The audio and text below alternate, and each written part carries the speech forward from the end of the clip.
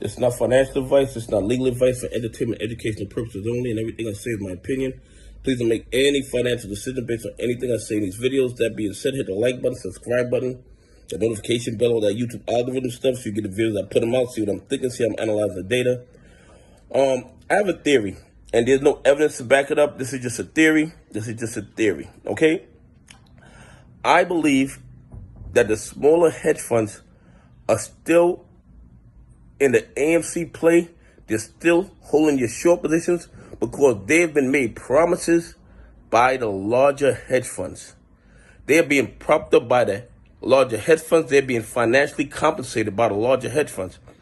Because why would a hedge fund with a small AMC short position risk the entire portfolio to stay in its play? Obviously, they know retail's not selling, so they would risk their entire portfolio because they dislike AMC, because they dislike GME? No. I believe the larger hedge funds are paying their cost to borrow. I believe they probably made promises to them once it squeezes that they're going to cover their shorts. I believe there's some kind of financial compensation going on for a hedgie with a small AMC short position to continue in this play. It makes no logical sense. It's financially irresponsible to stay in this play. So the hedgies who have billions and billions of counterfeit shares already in this play, they can't get out. So their only hope is to try to get the smaller hedgies not to cover, hoping that we sell. And the bottom line is this. The only way they can win is for retail investors to sell their shares, and we are not selling. We're diamond handing it. We've been holding for 2 years. We will hold for another 2 years, another 10 years, so they can forget about it. Retail is not selling. So keeping these smaller hedges in the play is risking these smaller hedges' entire portfolio. And here's the thing, what the smaller hedges don't realize, they open themselves up to a lot of legal liability by staying in the play. Because when they lose everything, what are they going to tell their clients? What are they going to tell their shareholders? Oh, we stayed in the play because we thought it was going to reverse? All the evidence points against that. So there's going to be lawsuits. They're going to be lawsuits and lawsuits. The courts are going to be clogged up with lawsuits over these AMC losses because everybody could have got out a long time ago, and they continue to stay in the play. They continue doubling down when they knew there was no hope for them. And